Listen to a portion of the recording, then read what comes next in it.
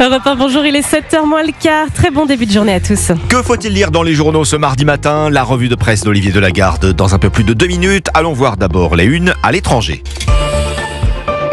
5h, 7h. Europe 1, bonjour. Avec votre revue de presse internationale à 7h moins le quart, nous sommes d'abord en Turquie ce matin. Bonjour Jeanne Joulot. Bonjour à tous. Vous êtes à Istanbul pour Europe 1. Jeanne, de quoi parlent les journaux turcs? De paris en ligne après l'arrestation de plusieurs personnes pour incitation aux paris illégaux.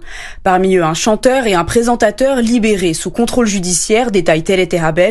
En Turquie, les paris en ligne ne sont autorisés que sur des sites qui disposent d'une licence, des sites légaux qui comptent plus de 27 millions d'utilisateurs selon la newsletter Capsule Günlük. Mais les paris illégaux augmentent dans le pays, notamment grâce à des sites basés à l'étranger. Les paris illégaux alimentent la chaîne du crime organisé, souligne le site turc de la Deutsche Welle. Ces réseaux sont bien structurés, détaille le média. Ils s'appuient notamment sur des étudiants souvent précaires qui acceptent de prêter des comptes bancaires pour collecter les gains.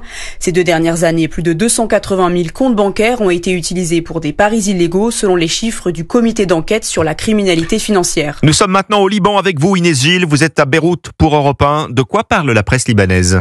Eh bien, on parle du sort des travailleurs migrants installés au Liban. Depuis le début de la guerre, l'État a ouvert des abris pour les personnes déplacées, mais les a limités aux citoyens libanais, indique Al Jazeera, qui raconte l'histoire de Sonia. Cette femme de ménage originaire du Sri Lanka a fui le village de Joya, dans le sud Liban, pour se réfugier au nord de Beyrouth. Mais comme beaucoup de migrants, elle dort maintenant dans la rue. Le Liban accueille 160 000 migrants de nationalités diverses, en majorité des femmes qui travaillent comme agents d'entretien et qui vivent chez leurs employeurs. Certaines ont déclaré que leurs employeurs avaient fui le pays et les avaient abandonnés à Beyrouth. C'est The New Arab qui en parle.